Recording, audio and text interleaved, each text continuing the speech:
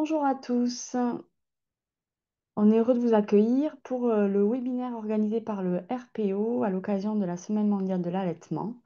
On laisse tranquillement rentrer les gens pour le webinaire et on va pas tarder à démarrer.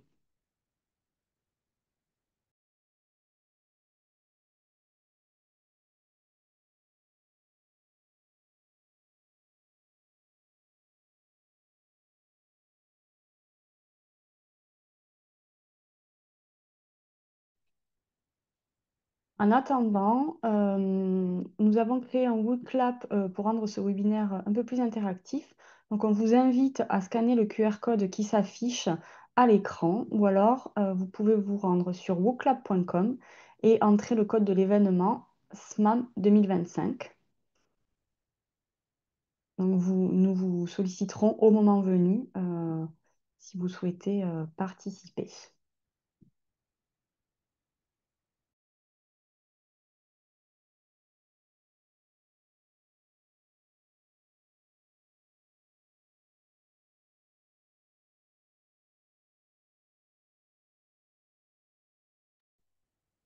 Donc, je vous propose de commencer. On vous remettra le QR code et le code de l'événement au moment voulu. Juste pour rappel, quelques modalités concernant le webinaire. Les micros et les caméras sont inactivés par défaut. Si vous souhaitez poser des questions, il n'y a pas de problème, vous pouvez le faire avec l'onglet questions-réponses et les questions seront abordées plutôt en fin de présentation. À la fin de la présentation, vous aurez également un questionnaire de satisfaction qui va s'ouvrir. On vous remercie par avance de le remplir. Vos retours nous sont vraiment très utiles. Et enfin, le webinaire sera disponible en replay dans les prochains jours, en accès donc soit directement sur la chaîne YouTube du RPO ou alors depuis le site internet du réseau périnatalité-occitanie.fr. Donc, juste pour rappel, c'est le pôle santé périnatale du réseau hein, qui organise ce webinaire. Donc, le pôle accompagne les professionnels de la périnatalité à l'optimisation du parcours de la femme, du coparent et de l'enfant durant les 1000 premiers jours par la coordination, l'accompagnement et la formation. Donc, le plan et la présentation des intervenants pour ce webinaire. Cette année, le thème de la SMAM est de donner la priorité à l'allaitement maternel en créant des réseaux de soutien durables. Donc, dans un premier temps, Pauline Pourquier, présidente de l'association Les Petits Pois, va nous présenter les réseaux PRAL, voilà, dont l'objectif est de soutenir les mères et les familles dans l'allaitement maternel. En seconde partie, nous aurons l'intervention d'Evelyne Mazurier, qui est pédiatre au réseau de périnatalité Occitanie, qui va nous présenter, faire une présentation sur le code de commercialisation des substituts de lait. Et enfin, nous aborderons le soutien de manière plus générale pour plus de justice sociale et environnementale. Donc, tout d'abord, pourquoi créer des systèmes de soutien durables? La SMAM 2025, donc, on l'a dit là, tout à l'heure, le titre, enfin, le thème de cette année, donc, c'est de créer des systèmes de soutien durable. Donc, pour rappel, la Semaine mondiale de l'allaitement, elle est impulsée par la COFAM et elle se déroule chaque année, la troisième semaine d'octobre. Et donc, pendant une semaine, c'est vraiment l'occasion de pouvoir parler allaitement avec les professionnels de santé, les associations, les établissements de soins, les maires, les bénévoles. Et l'idée, c'est vraiment de pouvoir se mobiliser à cette occasion-là. C'est aussi l'occasion de pouvoir enrichir ses connaissances sur l'allaitement maternel, de faciliter l'accompagnement des mères en favorisant les échanges entre parents et professionnels. Donc cette année, hein, le message, c'est de pouvoir aussi donner les mêmes chances à toutes les femmes. Et cette année, je ne sais pas si vous avez pu voir la campagne de la COFAM, hein, qui propose vraiment une campagne avec ces grandes affiches qui ont été placardées dans certaines grandes villes pour pouvoir vraiment se recentrer sur le regard de l'enfant sur sa mère, finalement le seul qui compte.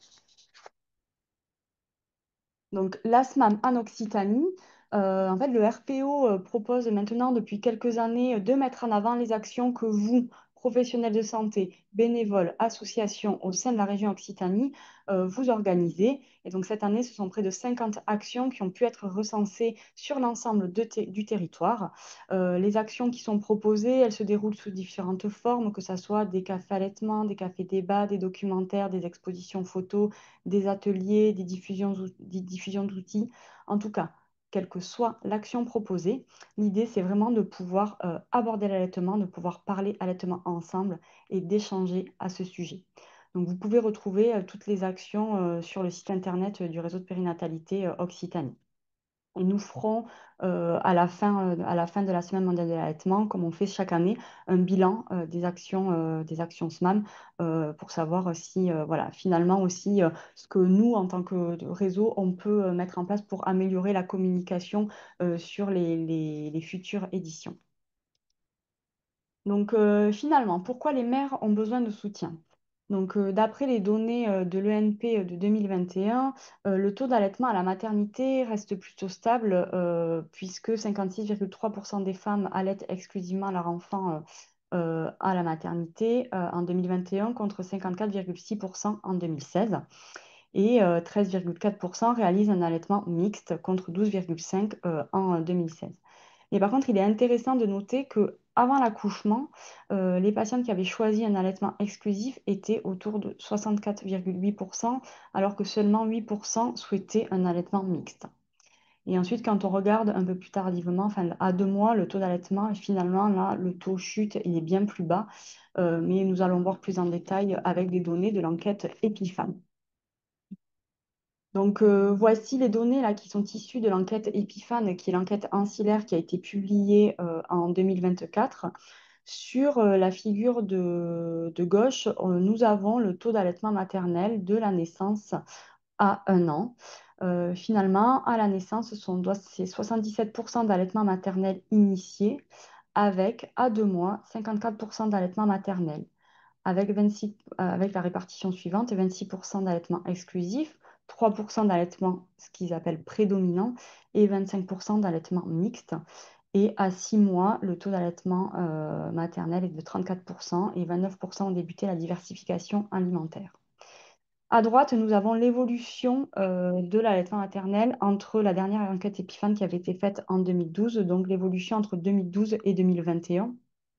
On va avoir sur les courbes les plus hautes l'allaitement total en 2021 en bleu, en 2012 en gris. Et ici, c'est l'allaitement prédominant que l'on voit plus bas. Donc, 74 pardon, des patientes avaient initié un allaitement maternel en 2012 et ce taux est à 77% en 2021. Et en fait, on a quand même une décroissance qui est peut-être un peu moins marquée en 2021, mais à partir de 4 mois, les deux courbes diminuent de la même manière. Donc, concernant l'alimentation lactée, le taux d'initiation de l'allaitement maternel est passé de 74% en 2012 à 77% en 2021. Et cette augmentation s'accompagne d'une progression plus notable de la durée de l'allaitement maternel. En 2021, la moitié des mères qui allaitaient leur enfant l'ont fait pendant 20 semaines contre 15 en 2022. En revanche, à 6 mois, du coup, plus d'un tiers en fait, des enfants étaient encore allaités en 2021, alors qu'un quart l'était en 2012. Donc, on a vraiment l'impression quand même qu'il y a une légère progression. Mais si on regarde toujours avec les données de l'ENP 2021 et les données EpiFan 2024, finalement, l'accompagnement des mères par les professionnels ou par des pairs qui sont formés reste un élément important dans la mise en place et dans la poursuite de l'allaitement maternel. En effet, l'ENP 2021 nous montre que 17% des femmes n'ont bénéficié d'aucun soutien alors qu'elles l'auraient jugé utile. Elles ont exprimé avoir eu un allaitement parfois compliqué dans près de la moitié des cas et le recours au soutien est quand même présent dans 30% des cas. Et quand on regarde finalement la cause de l'arrêt de l'allaitement maternel le plus fréquemment évoquée par les mères, ça reste l'insuffisance de lait. Bien que les causes d'arrêt soient multifactorielles, finalement, c'est cette cause-là qui apparaît en premier, alors que c'était un ressenti qui n'était pas forcément objectivé par une prise de poids insuffisante de l'enfant. Et donc, ça montre en fait que le soutien auprès des mères reste insuffisant.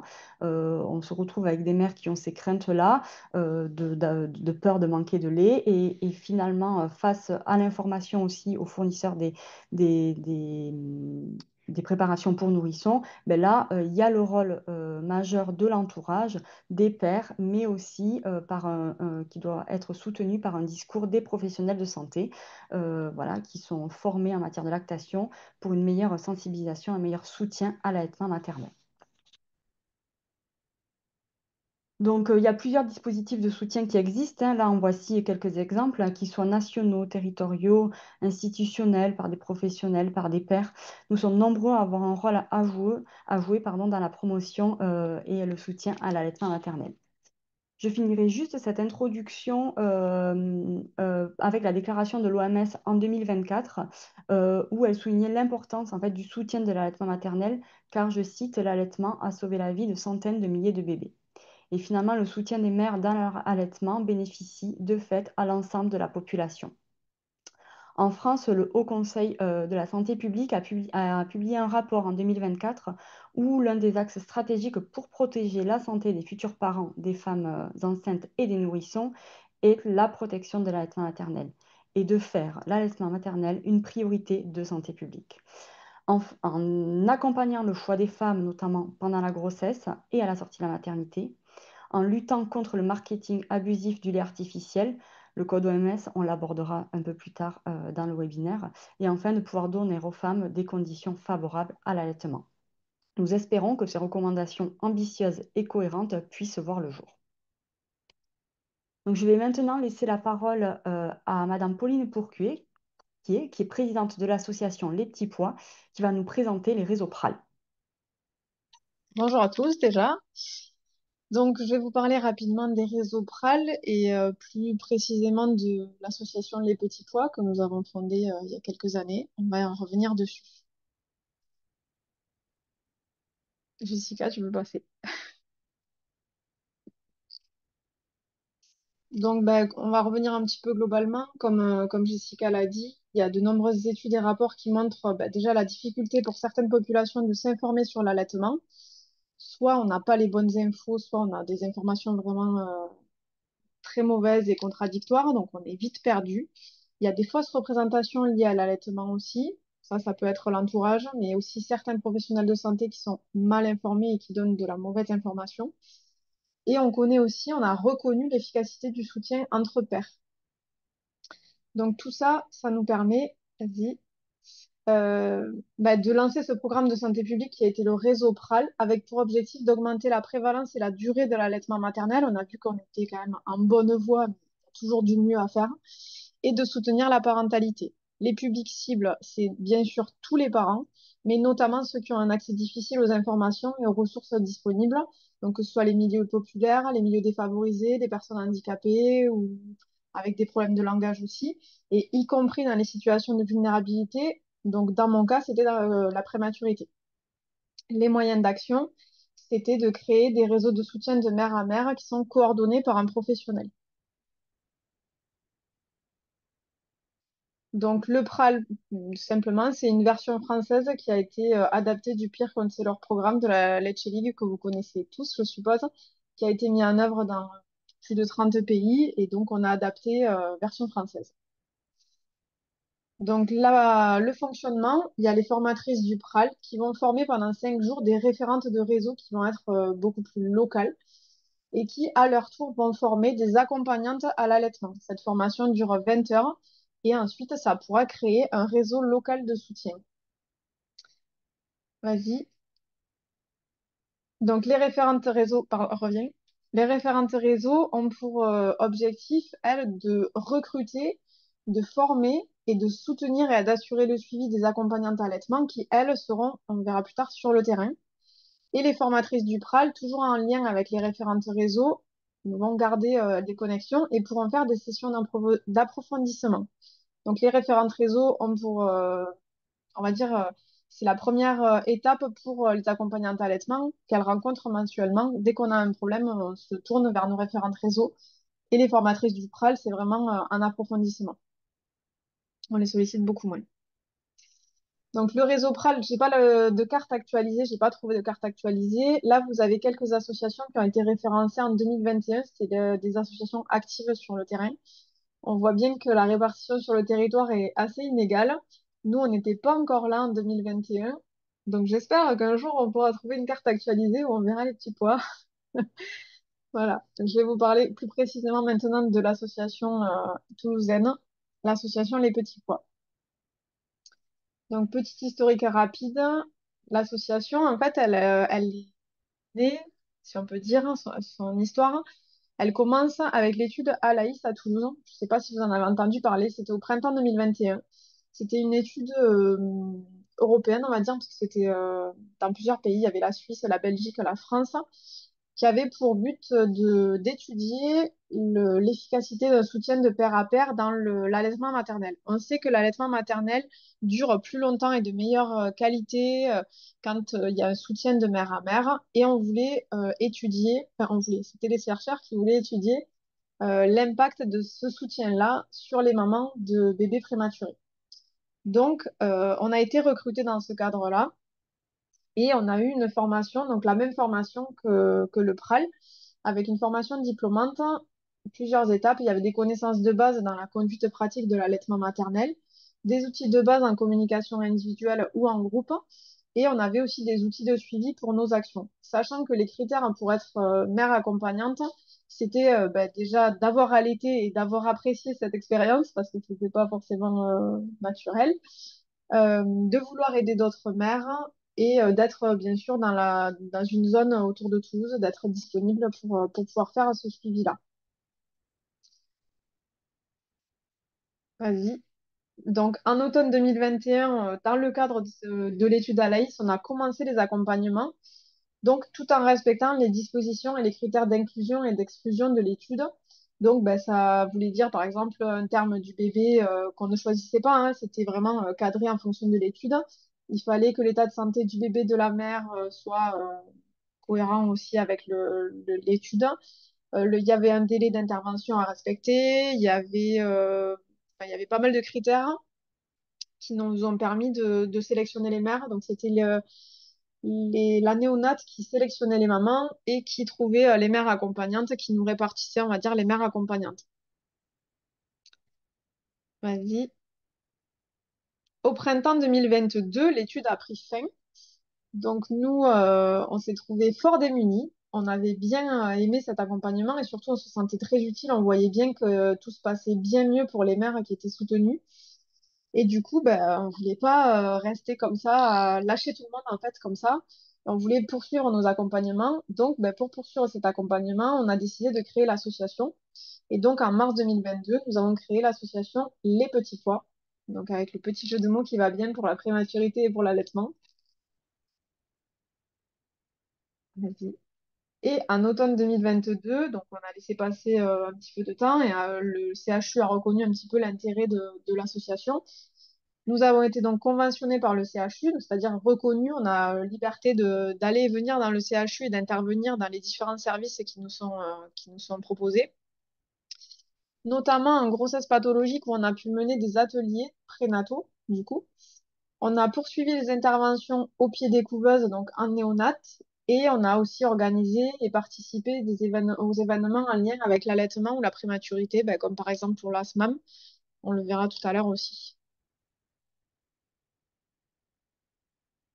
Donc, au niveau de l'association, c'est une petite association. Je vous ai mis les photos des responsables PRAL qui nous ont formés. Donc, c'est Valérie Murat, la sage-femme, et Magali Gazo, la puéricultrice, qui nous ont formés, du coup, en 2021 dans le cadre de l'étude ALAIS.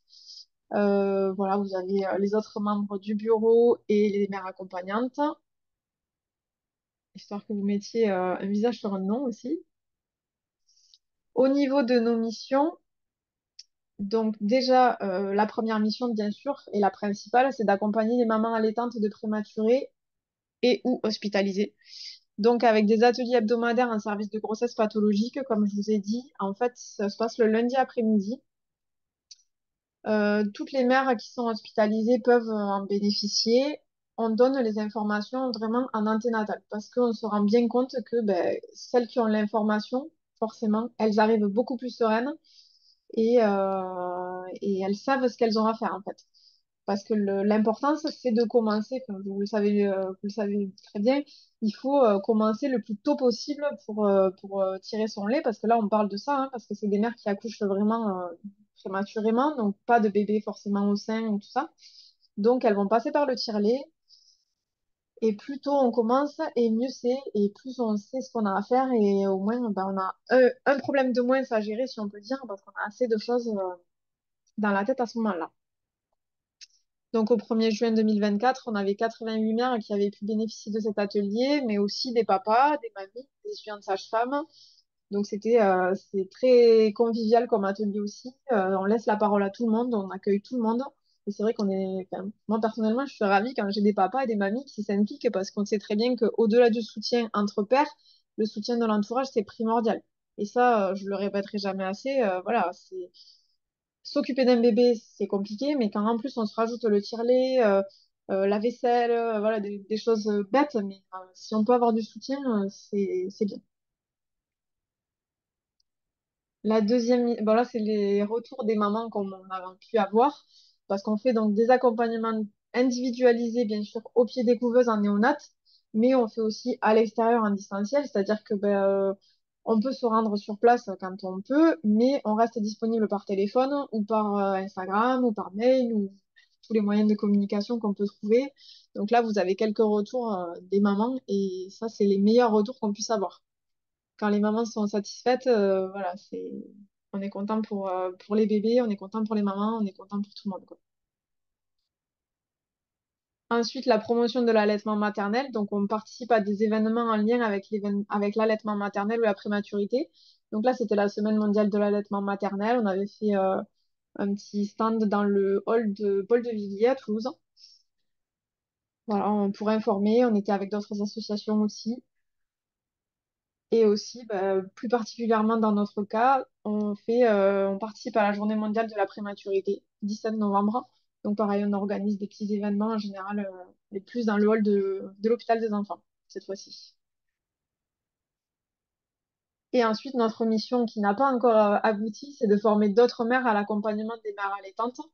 Bah, parce que nous, notre association, ça reste du bénévolat aussi. Donc bah, le bénévolat, avec toutes les contraintes que ça représente, les contraintes de temps. Moi, j'ai une contrainte de distance parce que j'habite à 1 heure de l'hôpital, donc je peux pas me rendre sur place non plus facilement. Et puis, ben, comme toute problématique de bénévolat, il y a un essoufflement, hein, donc c'est vrai que c'est important d'avoir un petit turnover, si on peut dire, pour assurer un petit peu la distance, pour tenir les distances. Et on voudrait aussi organiser des rencontres entre les mères et entre les familles aussi. Donc ça, on a pu le faire aussi en organisant par exemple des goûters de Noël. Donc si d'anciennes familles veulent venir parce qu'elles ont un rendez-vous à ce moment-là à l'hôpital ou même si elles sont à proximité de l'hôpital qu'elles veulent venir, on peut faire ça. Parce qu'on fait des petits cadeaux pour Noël, on avait fait un goûter de Noël et donc c'était l'occasion aussi d'avoir des mamans de prématurés plus grands qui peuvent faire un retour. C'est rassurant aussi pour les mamans qui sont là de se dire bah, c'est un moment difficile, mais il y a plein de belles histoires qui arrivent aussi. Donc ça permet de se motiver un petit peu et de reprendre un petit peu d'enthousiasme, si on peut dire. Nous, notre force, c'est notre expérience. Donc, comme je vous ai dit, le critère principal avant de participer, d'entrer dans l'association, c'est d'être passé par là. Donc, forcément, on sait de quoi on parle, on l'a connu, on est passé par là. Donc, voilà. Nous, on dit, on connaît pas vraiment la prématurité tant qu'on l'a pas vécu de l'intérieur. Et les mères, elles ont besoin de ce vécu, même si je répète tout le temps que ben, chaque histoire est particulière. On aura beau avoir le même poids de naissance, le même terme de naissance, ça sera pas du tout la même histoire. Donc, c'est vraiment important de rappeler ça. Mais c'est vrai que, ben, voilà, on a tout eu un pied dedans et voilà, on a un peu des petites astuces, des histoires à raconter qui parlent forcément aux mamans ou aux papas. Et, euh, et ça, c'est important aussi, quoi. Voilà, donc vous avez tous nos contacts. Si vous avez besoin, les mamans savent nous trouver. On est aussi dans la brochure, donc on intervient sur l'hôpital de Toulouse. On est dans la brochure qui sont distribuées à l'entrée en grossesse patho, en néonat normalement aussi. Donc voilà, elles nous sollicitent quand elles ont besoin. Merci beaucoup, Pauline. Merci Merci. pour déjà pour tout ce que vous faites pour cette association à destination des femmes et des familles. Et merci pour cette présentation. Je vais du coup maintenant laisser la parole à Aveline Mazurier, qui est pédiatre et qui va nous parler du code OMS de commercialisation des substituts de lait. Juste avant de commencer, peut-être que c'est l'occasion de rappeler, on va utiliser le WooClap, que vous pouvez scanner le QR code qui s'affiche à l'écran ou vous rendre sur wooclap.com et taper le code événement SMAM 2025. On attend quelques secondes, le temps que tout le monde puisse s'inscrire pour participer. On a voulu rendre ce webinaire un peu plus interactif et on va vous solliciter aussi. On vous fait travailler à distance.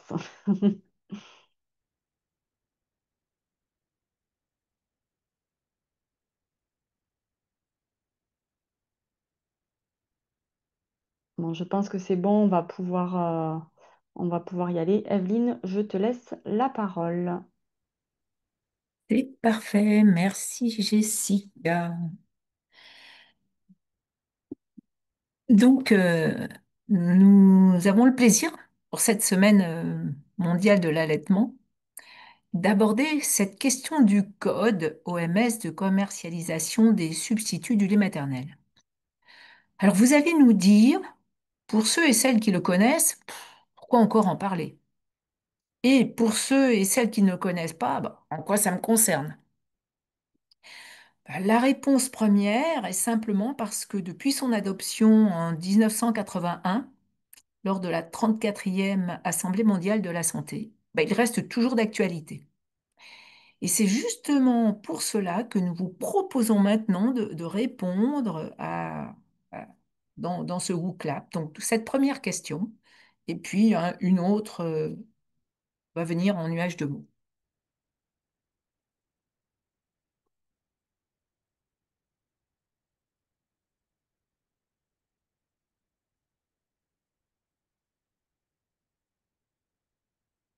Les réponses arrivent petit à petit.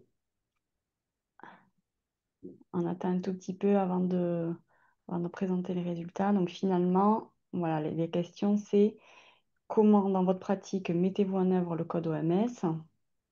Vous ne le mettez pas. Je n'affiche pas de publicité pour les préparations commerciales pour nourrissons. Je n'ai pas dans mes locaux professionnels de publicité pour les préparations commerciales pour nourrissons de 0 à 3 ans. Je ne fais, je ne fais pas appel à des financements de fabricants ou distributeurs de préparation pour nourrissons pour des formations projets professionnels. Je diffuse des informations sur l'importance pour la santé des mères et des enfants de l'allaitement maternel. Bon, on va pouvoir afficher les résultats. Alors,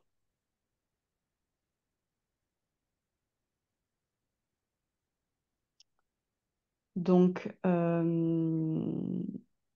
une personne qui ne le met pas en œuvre, on voit que dans la majorité quand même des réponses, les diffusions sur l'information sur l'importance pour la santé des mères et de l'enfant sur l'allaitement maternel, c'est fait. Le fait de ne pas afficher de publicité aussi pour les préparations commerciales pour nourrissons, et c'est présent dans la moitié des cas. Et ensuite, dans une moindre mesure, le fait de ne pas avoir de publicité pour les préparations pour nourrissons de 0 à 3 ans et de ne pas faire appel à des financements de fabricants ou de distributeurs, encore moins, donc pour 44%. Donc, il y a une bonne proportion d'entre vous, et j'en suis ravie, qui semblent le connaître. Et puis, voilà, nous allons apporter au cours de ce webinaire peut-être des points encore plus particuliers ou renforcer ce que vous connaissez déjà. Et donc, la seconde, La Quels seconde freins question. rencontrez-vous pour la mise en œuvre du code?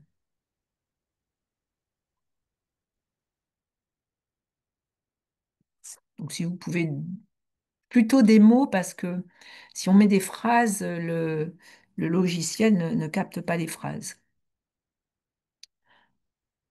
Méconnaissance. C'est le premier mot qui vient. Culpabilisation des mères, pudeur,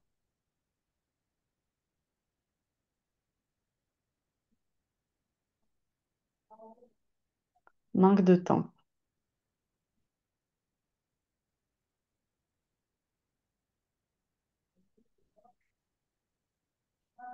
Est-ce qu'il y a d'autres points? Ça avance.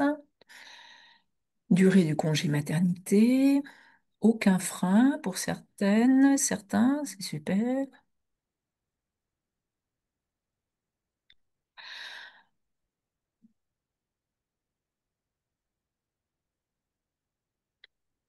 Aucun. Donc,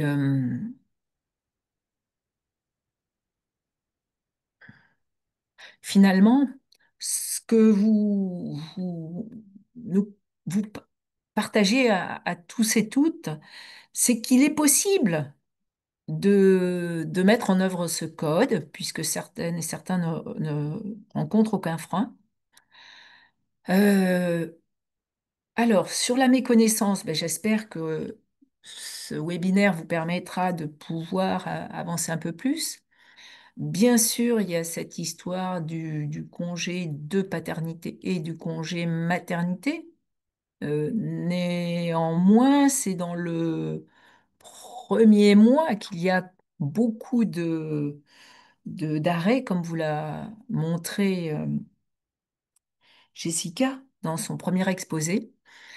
Le manque de temps, on l'a tout à fait. C'est quand même un primordial pour tout ce que l'on peut faire de prendre du temps. Donc, cela va dépendre des priorités que l'on se donne. Et quant à cette peur de faire que les mères se sentent jugées, justement, tout l'art est d'informer de façon factuelle, sans émettre de jugement. Et en tant que évaluatrice dans le cadre d'une initiative hôpital Amis des bébés, il est des équipes, j'en ai rencontré beaucoup, qui arrivent à parler en anténatal d'allaitement. Et lorsque nous, on s'entretient avec les mères, euh, elles ne se sont pas senties jugées. Donc c'est tout à fait possible. Après, c'est tout un savoir-faire de communication, mais c'est complètement possible. Pas de contact avec les mères en anténatal, bien sûr. Donc, si l'on reprend les termes, et là je voulais m'arrêter sur chaque terme euh, de ce libellé, hein, Code international de commercialisation des substituts de lait. Code. Code, c'est un ensemble de recommandations, surveillance minimale. Les instances qui ont participé à sa rédaction, comme je vous l'ai dit, hein, en 1981, sont bien sûr l'OMS, l'UNICEF international, mais aussi des associations d'usagers, des experts, notamment en santé publique, ainsi, et ça peut paraître surprenant, mais oui, ainsi que les acteurs de l'industrie de l'alimentation infantile. International signifie qu'il s'adresse aux gouvernements de tous les pays du monde, pas seulement ceux du Nord ou que ceux du Sud. Commercialisation fait que ce code incite les gouvernements à légiférer sur des règles de commercialisation dans leurs pays respectifs. Il y a eu une base et les gouvernements peuvent aller beaucoup plus loin, comme peuvent être en dessous des exigences minimales. Et par substitut du lait maternel, le code entend tout aliment ou boisson, notamment les eaux minérales, destinés aux enfants de 0 à 36 mois, pouvant remplacer le lait maternel, ainsi que des objets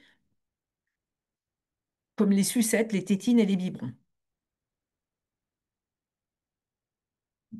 Prochaine diapo, s'il te plaît, Jessica. Alors, le plan de ma présentation va être face à qui, hein, pourquoi, comment, qu'en est-il brièvement de la législation française, qu'est-ce qu'on attend, hein, les retombées de l'adoption du code, quelques focus sur des pratiques qui sont interdites, je vous montrerai des images, et puis les messages que vous pourrez garder. La prochaine. Donc, face à qui? Alors, face aux fabricants distributeurs, donc j'avais mis une animation et c'est la diapo bleue enfin le carré bleu qui devait s'afficher en premier. Donc, ces producteurs-distributeurs, vous voyez ces grands groupes là comme Savencia, Danone, Nutricia, Lactalis, Nestlé, mais aussi des groupes pharmaceutiques qui commercialisent des produits d'alimentation infantile, le groupe Gilbert. Et dans ce tableau, ben, vous voyez les filiations. La marque Gallia, c'est l'entreprise Blédina et c'est le groupe Danone. La marque Babybio, c'est l'entreprise Vitagermine. Il n'y a pas de grand groupe agroalimentaire. Et Physiolac, c'est l'entreprise Physiolac et c'est le laboratoire pharmaceutique Gilbert. Donc c'est une gigantesque toile. La suivante. Alors, le code. Le code est destiné à protéger les femmes, les familles de l'influence de pratiques de publicité abusive, parce que c'est vraiment ça dont il s'agit, hein. Publicité abusive, agressive, qui vont vanter les mérites des préparations commerciales pour nourrissons. Le code n'exclut pas l'utilisation de ces préparations parce que dans certaines situations, ces préparations, elles sont indispensables. Il y a des mères pour lesquelles elles sont dans une incapacité anatomique de pouvoir allaiter. Il y a des mères qui, après une décision éclairée, s'orientent vers une alimentation par ces préparations. Donc, ces préparations sont de grande qualité et respectent un code de de conformité des aliments pour les enfants. Le code va encourager des informations factuelles concernant ces préparations, sur ce qu'il y a, euh, leur composition, la manière dont on le verra utilisé, hein. Et pour cela, en faisant la promotion de l'allaitement maternel, le code encourage une alimentation adaptée aux nourrissons. Et vous voyez cette affiche-là. Nous sommes tous concernés par le code. Et en tant que professionnels, nous le verrons, on a une place importante. La prochaine. Toujours le pourquoi du code. Et vous voyez, ce sont quelques exemples de recommandations du code. Donc, une promotion d'une alimentation appropriée des enfants, qui est l'allaitement maternel et des préparations pour nourrissons de qualité. Mais on verra pas de techniques de marketing trompeuses ou agressives ni appropriées auprès des femmes enceintes, des familles. Cette information doit être factuelle, non idéalisée, hein, ce qui est loin d'être le cas dans notre pays. Et pour finir, la présence dans les cercles scientifiques, dans les cercles médicaux, paramédicaux, les associations des professionnels de l'industrie de l'alimentation infantile devrait être interdite afin d'éviter tout conflit d'intérêts, hein. Il est primordial de saisir que l'industrie va dépenser des milliards, hein. Cette affiche provient d'une campagne de l'OMS de 2024 permettant de prendre conscience de l'importance que mettent ces industries de l'agro-industrie et de l'alimentation infantile. Ils mettent plus de 55 milliards de publicité pour pouvoir inciter la population à utiliser leurs produits, au détriment parfois de l'allaitement. Donc, l'importance du code pour soutenir les familles, l'importance du code pour soutenir les professionnels, et comment le code s'y prend-il? Donc, la prochaine, s'il te plaît, en proposant des exigences minimales de règlement de commercialisation que chaque gouvernement puisse euh, utiliser pour assurer la protection et la promotion d'une alimentation optimale. Les gouvernements ont la liberté de mettre en œuvre des exigences plus élevées. Il y a certains pays qui sont allés beaucoup plus loin que le code, hein. Et les entreprises de préparation pour nourrissons n'ont pas à protéger ou promouvoir l'allaitement, ni à s'impliquer dans l'implémentation du code. Leur seule responsabilité est de ne pas faire de marketing. Alors, voici sur la gauche quelques exemples d'exigences minimales. Pas de publicité à destination des familles pour les préparations dans cet âge où habituellement le lait maternel est recommandé, entre 0 et 36 mois. Pas de financement de parrainage d'associations de professionnels, de congrès scientifiques. Pas de cadeaux d'échantillons gratuits distribués aux familles, que ce soit sur site, dans les cliniques de naissance ou les maternités publiques, mais que ce soit via des médias numériques, via des réseaux, et pas de représentation idéalisée des préparations pour nourrissons et autres alimentations de compléments, toujours via les journaux, les médias numériques, les sites et les réseaux. Alors, qu'en est-il de la législation française? Donc, le plaît. Donc, ce qui est fait, et là, je vous cite que quelques exemples, hein.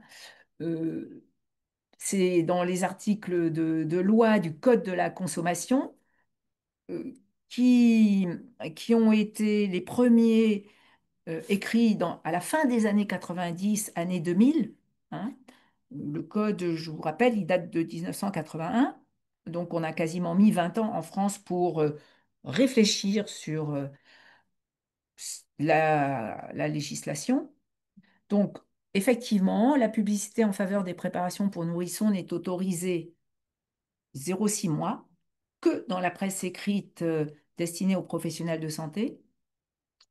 Interdit dans le commerce de détail de distribuer à titre gratuit des échantillons de préparation pour nourrissons et de se livrer à toute pratique promotionnelle en faveur de la vente directe. Interdit aux fabricants et distributeurs de lait de fournir au public à titre gratuit des échantillons ou tout autre cadeau promotionnel, que ce soit indirectement ou directement par l'intermédiaire des services de santé ou leurs agents. Et depuis plusieurs années, existe une déclaration publique d'intérêt que tout un chacun peut retrouver, qui est totalement transparent sur les réseaux, sur les sites Internet. Alors, ce qu'il reste à faire pour le grand public,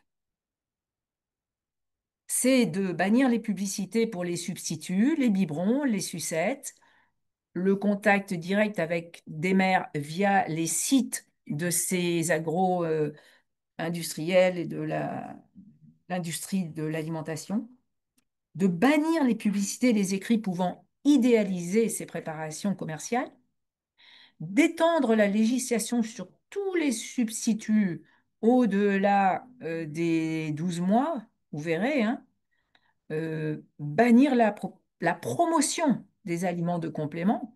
On ne bannit pas ces produits, mais c'est la promotion de ces produits.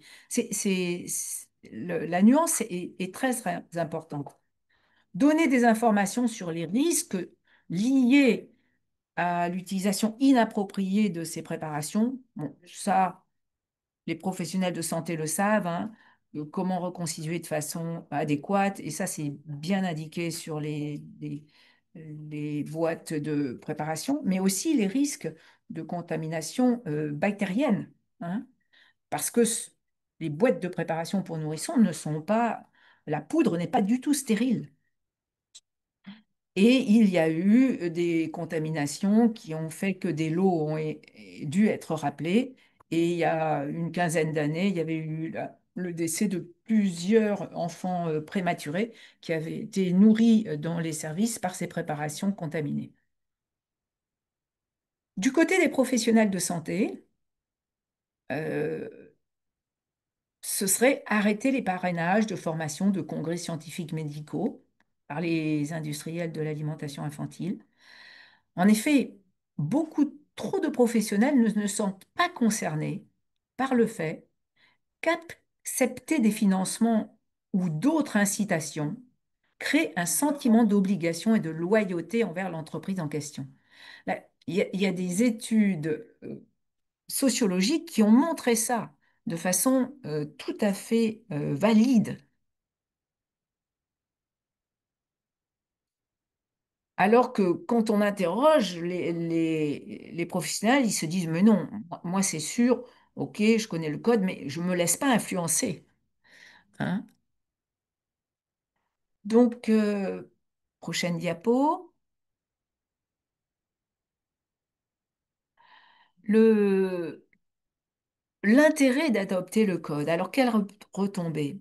Alors, évidemment, on est à un niveau de santé publique, on est à un niveau de population, et il a été très clairement, factuellement montré qu'un respect total du code de l'OMS augmente de 20% le taux d'allaitement maternel exclusif à 6 mois. Je vous donne un exemple. Alors vous allez me dire, oui, la Sierra Leone, c'est loin.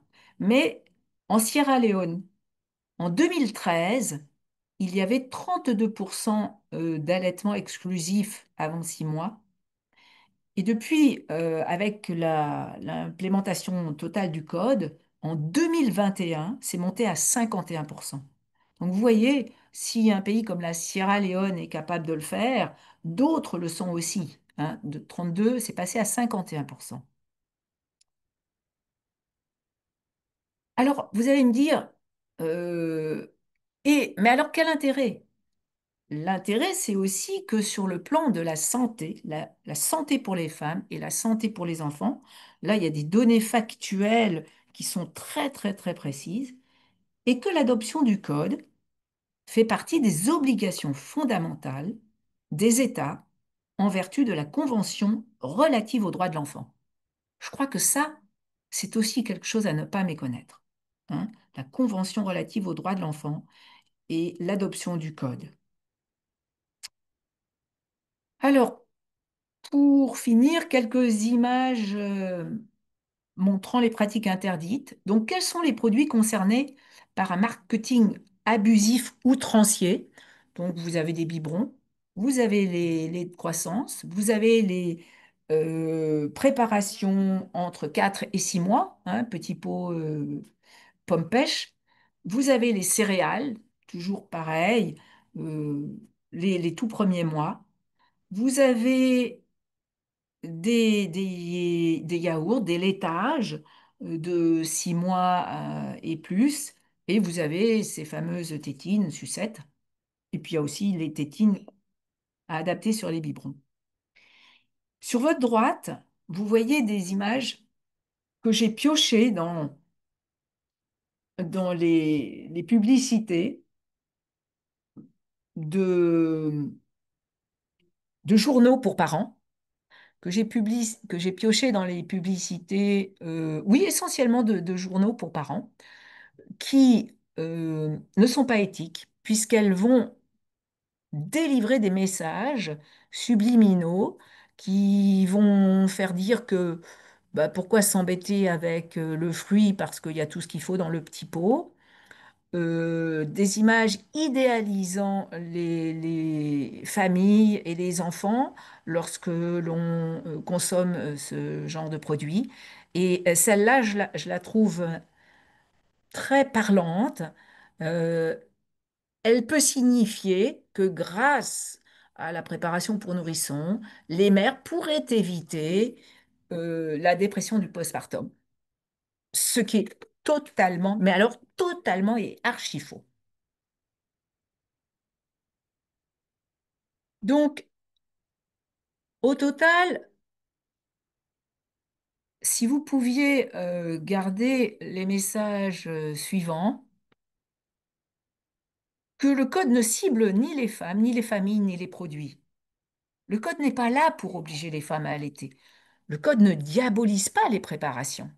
Elles sont nécessaires dans certaines situations. Et le code n'interdit pas la vente. Le code encadre le marketing et en encadrant le marketing, les industriels qui ont participé à l'élaboration devraient devraient respecter ce qu'ils ont écrit, hein. Donc, en encadrant le marketing, le code protège.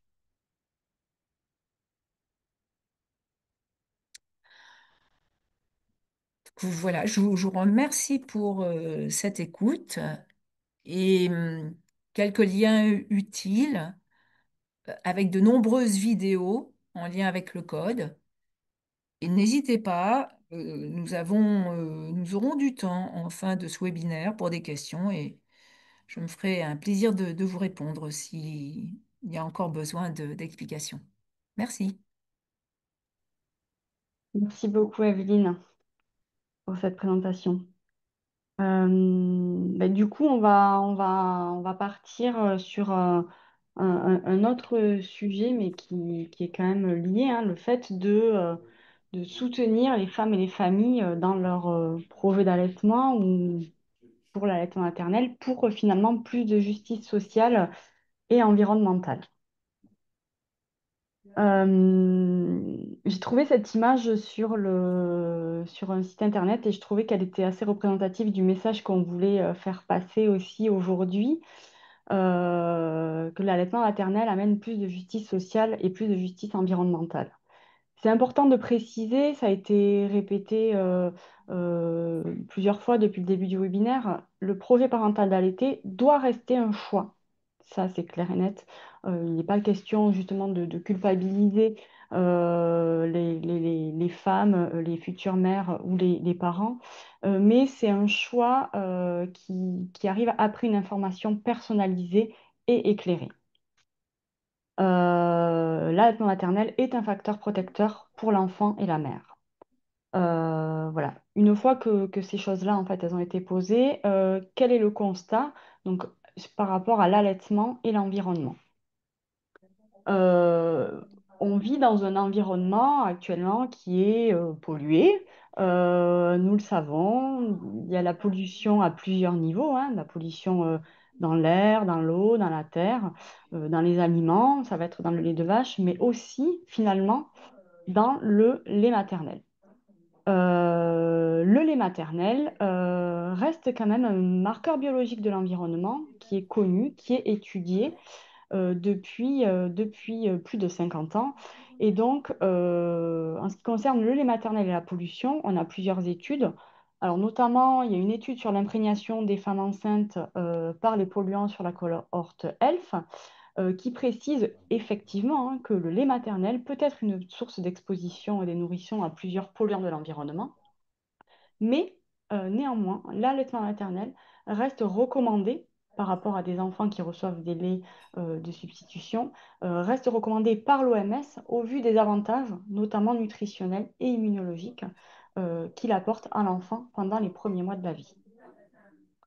L'ANSES aussi a mené récemment deux expertises spécifiques hein, sur le lait maternel et ces résultats montrent qu'il est important de réduire les expositions aux contaminants chimiques qui s'accumulent dans notre environnement et dans l'organisme tout au long de la vie. et que du coup, de fait, on peut retrouver dans le lait maternel. Mais compte tenu des connaissances sur les bénéfices nutritionnels du lait maternel sur la santé de l'enfant, les conclusions de l'ANSES confirment là aussi la relation positive entre la consommation de lait maternel et la réduction du risque de surpoids à tous les âges, ou encore un effet favorable sur le développement cognitif. Et après, il y a d'autres données qui suggèrent que l'allaitement pourrait contribuer aussi à réduire le risque de diabète de type 1, de leucémie, etc. Et enfin, le comité de nutrition de la Société française de pédiatrie a rendu un avis en 2022, suite toujours à la mise en évidence de pollution du lait maternel au perfluoré. Et finalement, le comité précise qu'aujourd'hui, à l'heure actuelle, la littérature disponible ne fournit pas de preuves concluantes des conséquences cohérentes ou cliniquement pertinentes sur la santé des nourrissons exposés à des substances chimiques de l'environnement par le lait maternel. Donc, le comité soutient la promotion de l'allaitement maternel, mais appelle aussi à des actions de santé publique pour réduire la pollution environnante et bien sûr à poursuivre des études à ce sujet. Ça s'inscrit aussi dans les recommandations émises par le Haut Conseil de santé publique en 2024. Donc finalement, en fait, le vrai problème, c'est pas tant le lait maternel, mais le vrai problème, ça va être plutôt l'exposition in utero, l'exposition du fœtus aux polluants. Et que voilà, il n'y a pas de risque d'allaitement maternel pour les nourrissons allaités à l'heure actuelle, avec les données actuelles, et que finalement, l'alimentation artificielle n'offre pas de protection, de surprotection aux enfants qui ont été exposés à des matières chimiques lorsqu'ils ont été exposés in utero.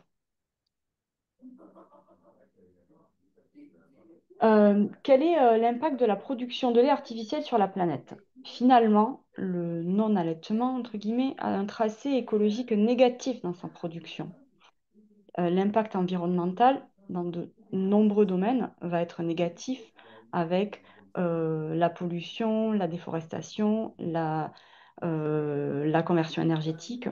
C'est vrai que pour produire du lait artificiel, on va avoir besoin de stockage, donc d'usines d'électricité, on va avoir besoin de distribuer, donc on va avoir besoin de carburant. La production va engendrer aussi la déforestation, notamment sur l'alimentation des animaux, l'élevage intensif, l'utilisation de l'huile de palme, l'utilisation de plastique, verre, caoutchouc pour les emballages, l'utilisation de pesticides ou de fertilisants, là aussi, en fait, pour entrer dans la production, et de production chimique, que ce soit peinture, additifs, agents préservateurs.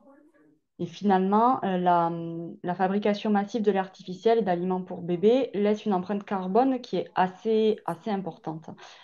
Et ça contribue de façon assez significative à diminuer les ressources naturelles et à augmenter la pollution de l'environnement. l'IPFAN, International Baby Food Action Network, c'est un groupe d'intérêt public international qui travaille pour réduire la mortalité et la morbidité des nourrissons et des jeunes enfants, publiait déjà en 2015 une brochure sur le changement climatique et la santé, en soulignant que l'allaitement est un geste éco-biologique. On va voir, on va reprendre ce terme qui est assez intéressant un peu plus tard dans la présentation. Et en 2019, l'IPSAN donnait finalement 10 messages clés pour une alimentation saine et durable. Et donc, en préparant cette présentation, en fait, voilà, je suis tombée sur un document qui nous donnait quelles étaient les ressources en eau nécessaires pour fabriquer 1 kilo de lait infantile. Et donc là, du coup, ben, je vous pose aujourd'hui la question, est-ce que vous pourriez dire quelles sont les ressources en eau nécessaires pour fabriquer 1 kilo de lait infantile? Donc, je vous laisse vous reconnecter sur WooClap. Je ne sais pas si ça fonctionne. Je vois qu'il y a 12 connectés sur WooClap. Alors, il y a eu 2 réponses.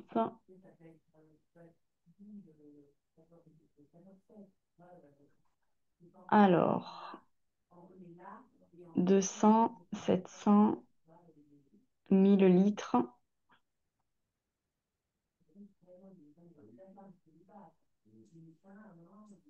Bon, mais du coup, on va voir sur la diapositive d'après, la majorité disent 1000, 4700, non, c'est beaucoup trop, aucune personne ne répond. Et pourtant, les ressources nécessaires pour fabriquer une boîte d'1 kilo de lait infantile sont vraiment conséquentes puisqu'il faut 4 700 litres d'eau. Donc là, je vous ai mis que l'eau, mais quand on regarde aussi les matières premières, c'est plus de 13 kilos de matières premières, du métal, du papier, tout ça pour produire une boîte de kilos de lait. Donc finalement, ce sont quand même des ressources nécessaires, non négligeables pour la production d'une boîte de lait infantile. Et donc, le soutien de l'allaitement dans notre société aujourd'hui. Euh, Aujourd'hui, les femmes qui allaitent se heurtent à des obstacles, à des freins. Alors, il va y avoir des obstacles structurels. On en a parlé tout à l'heure avec des pratiques professionnelles des entreprises d'alimentation pour bébés. On peut avoir, même si les choses sont quand même en train d'évoluer, des pratiques hospitalières qui ne sont pas forcément favorables. Le congé maternité, les congés qui sont inadéquats, qui sont assez courts, hein. On voit effectivement hein, que quand même à 2 mois, l'allaitement maternel, le taux d'allaitement maternel chute. Peut-être aussi que la durée du congé maternité y est pour quelque chose. Des conditions de travail qui ne sont pas forcément favorables à pouvoir poursuivre l'allaitement maternel avec la reprise du travail, mais aussi, là aussi, même si des choses elles évoluent, le manque d'accès à une aide accessible et qualifiée. Reste aussi quelque chose qui est important, c'est le regard social.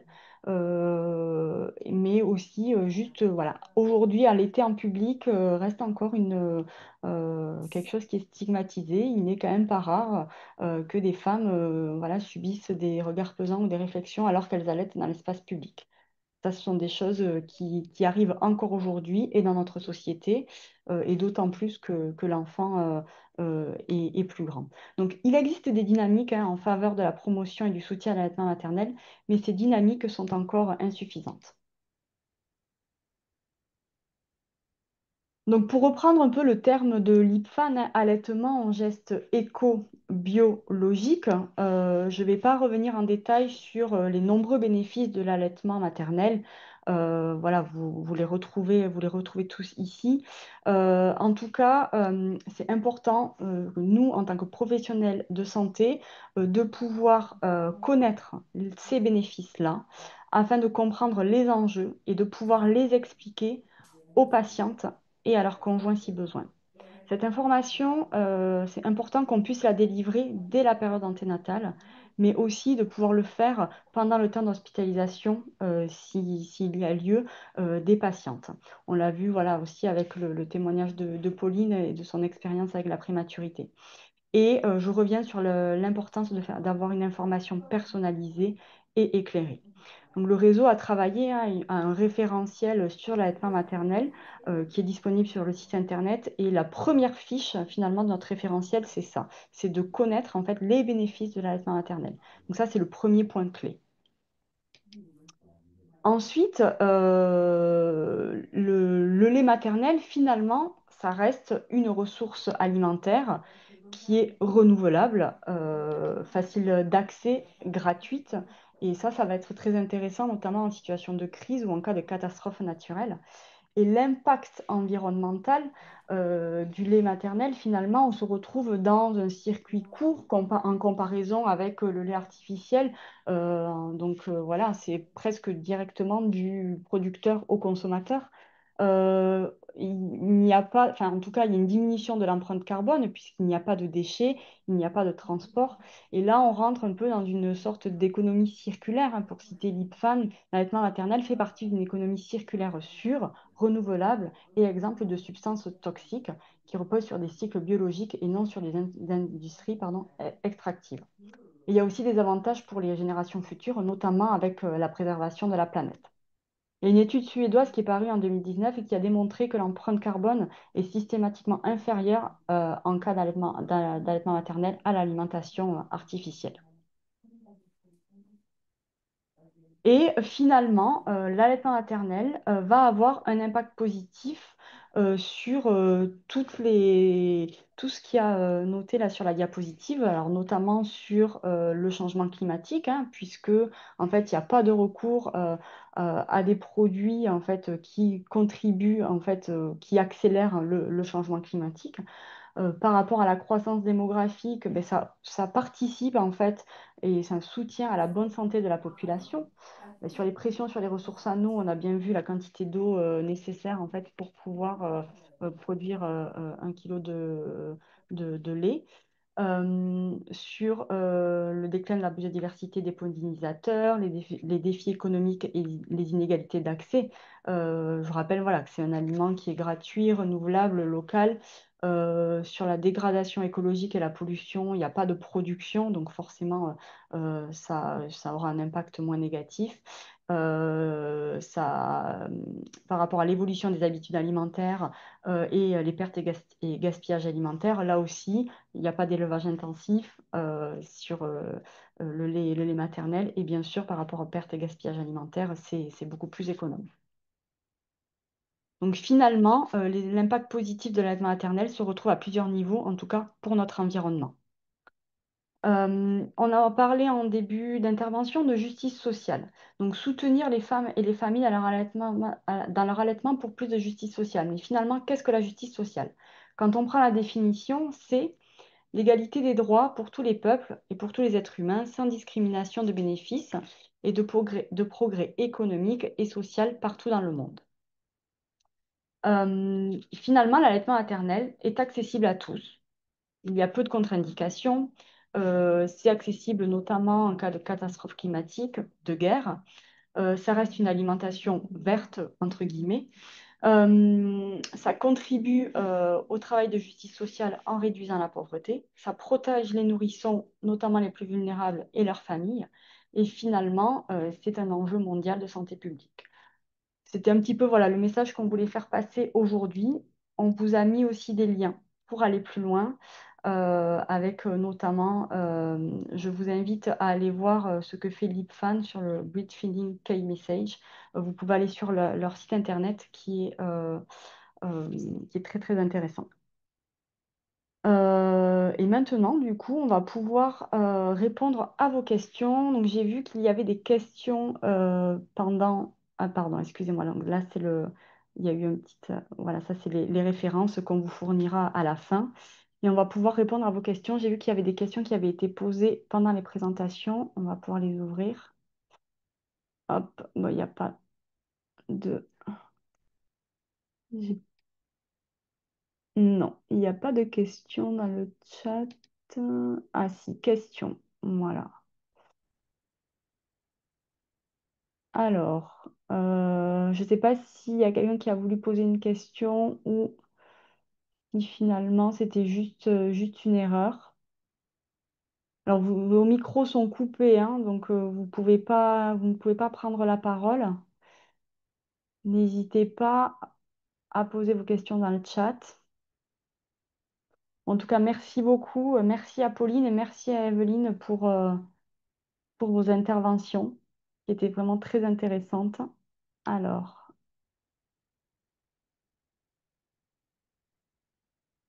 euh, oui, quel impact carbone? Et si la femme fume, bénéfice-risque? Non, effectivement, hein, c'est toujours, ça reste quand même, c'est ce qu'on disait en début d'intervention. C'est une information qui doit être euh, personnalisée, éclairée, et ensuite la décision en fait de la femme est prise en connaissance de cause. Donc, on va avoir une information qui va être adaptée à la femme enceinte qui consomme du tabac. Finalement, si c'est abordé en anténatal, c'est une bonne chose aussi de pouvoir commencer à préparer ça avec elle et lui donner finalement les informations qui sont nécessaires. En tout cas, il n'y a pas de contre-indication totale à l'allaitement maternel et tabac, mais c'est l'information qu'on va lui apporter qui sera personnalisée à la situation. Quel est l'impact carbone, quel est l'impact carbone plus précisément? C'est vrai qu'on n'est pas forcément rentré dans les détails, mais je vous invite à aller vraiment sur le site de l'IPFAN parce que là, on n'a pas forcément le temps de tout détailler. J'imagine que vous parlez de l'impact carbone de l'alimentation artificielle. On va vous mettre les liens. On ne peut pas rentrer dans tout le détail, mais déjà ce qu'on vous a exposé là, c'est en tout cas, voilà, euh, le tracé écologique est beaucoup plus négatif que l'allaitement maternel. Je ne sais pas si ça a répondu à vos questions. Je ne sais pas si vous voulez apporter des précisions, Evelyne. Oui, je vais apporter des précisions par rapport à la question concernant la consommation de tabac. Je suis désolée s'il y a un peu de bruit là dans le bureau. Parfois, on partage des pièces et il peut y avoir des conversations. Euh, Comme l'a dit très justement Jessica, c'est une réponse individualisée. Néanmoins, actuellement, il y a un consensus national et international pour dire que le, le fait que la mère poursuive sa consommation de tabac n'est pas un frein, parce que l'enfant y a déjà été exposé in utero, n'est pas un frein à l'allaitement. Il y aura quelques informations qu'on pourra donner à cette mère concernant la manière d'espacer sa consommation de, que ça peut être des cigarettes roulées ou des cigarettes manufacturées, hein, ou des consommations de nicotine via d'autres moyens. Euh, Par rapport, espacer la consommation de ces produits et l'ATT. Néanmoins, le fait, chez une mère qui a exposé son enfant in utero et qui continue à fumer, même des petites quantités, le fait d'allaiter va pouvoir, notamment en ce qui concerne les défenses immunitaires et la protection de la mort subite, permettre de contrebalancer les effets délétères d'une exposition au tabac anté et postnatal cumulée à une alimentation par préparation pour nourrissons. Donc le bénéfice-risque reste en faveur du bénéfice tabac et allaitement maternel plutôt que tabac et alimentation par préparation pour nourrissons. Merci beaucoup, Evelyne, pour cette précision. Le vapotage et l'allaitement. Ah oui, donc là, Ça, je vois qu'on sort un peu oui, oui, oui. de l'objet du webinaire. Là, les données sont assez floues. On sait que l'utilisation de vaporettes, euh, il n'y a pas de combustion. Par contre, dans la vapeur d'eau euh, qui est expirée, et puis dans les produits utilisés pour ça, il y a les fabricants font appel à des produits qui restent toxiques, et comme ils ne vont pas tous indiquer tous les produits qu'ils utilisent, on est un peu dans le flou. Euh, les maires ont la chance de pouvoir se faire aider par des tabacologues pour des produits de substitution nicotinique. Ça va être vraiment d'une grande, grande aide. Voilà ce que je peux répondre. Merci beaucoup. Il est déjà 13h44. On a respecté le temps, voilà, c'était jusqu'à 13h45. S'il n'y a pas d'autres questions, je vous propose de clore ce webinaire. Pour nous contacter, vous avez le mail contact si vous souhaitez nous contacter. Vous pouvez aller vous rendre aussi sur notre site internet.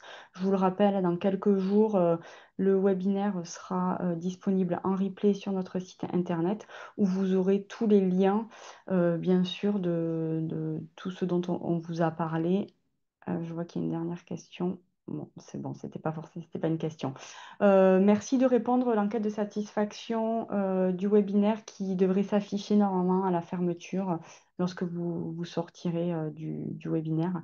Merci à tous pour votre attention et en espérant vous retrouver bientôt pour un prochain webinaire. Merci à tous. Merci. Merci. Merci.